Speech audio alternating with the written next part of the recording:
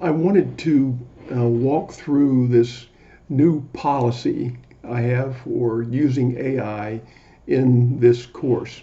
And again, the school has a policy that is pretty restrictive as far as using AI for long form written assignments like essays, but it includes discussions, notably, for us.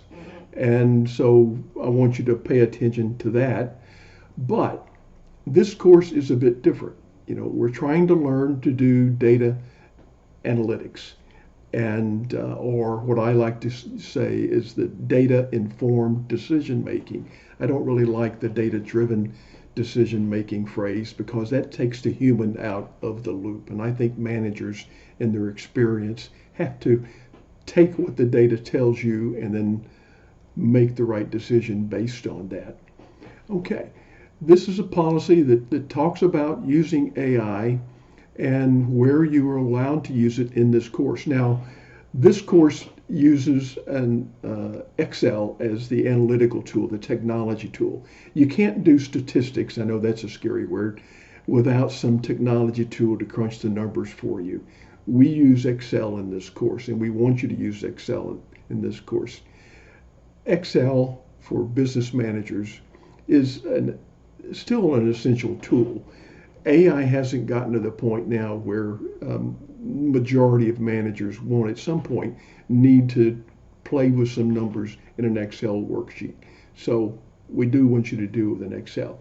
But you could very easily do these assignments using R or Python or some other analytical tool. I like to use R and Python because they're coding languages and I can control them. And particularly the AI tools like to work with them. They'll usually default to Python, but they're very good tools. Again, here we want you to use Excel. But if you don't know Excel, then you can use one of these tools to help you do the assignments in Excel. It'll take some learning if you haven't used the AI tools, but they can be very helpful in Excel to help you set things up. Again, you might express some frustration because some of the tools are kind of finicky, but they can be very useful. So definitely you can use the AI tools with the Excel assignments. For any other research, I like to use AI for brainstorming, and it can be very helpful there to identify new things that you haven't considered yet. I kind of use it like a graduate assistant.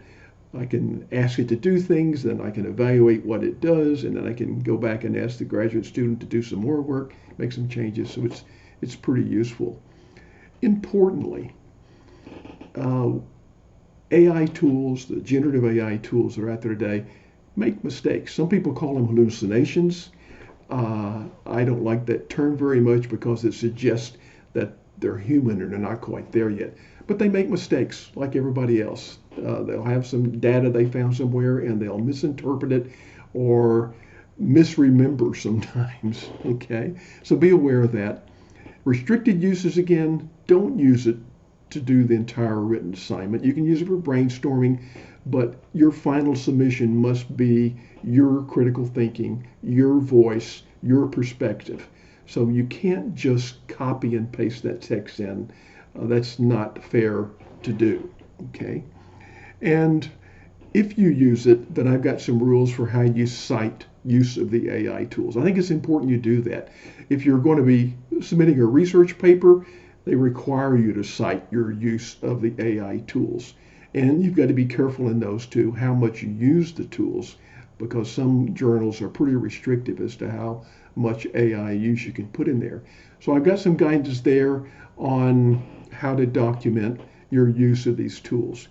And then finally, again, if you misuse them, we're going to fall back on the standard Excelsior integrity, academic integrity policy. So bottom line is don't just copy and paste the text into your document and claim it's yours. Anyway, this has gone on longer than I had hoped, but I think it'll be helpful, and I really look forward to working with you in this course. Don't be afraid to reach out to me at any time.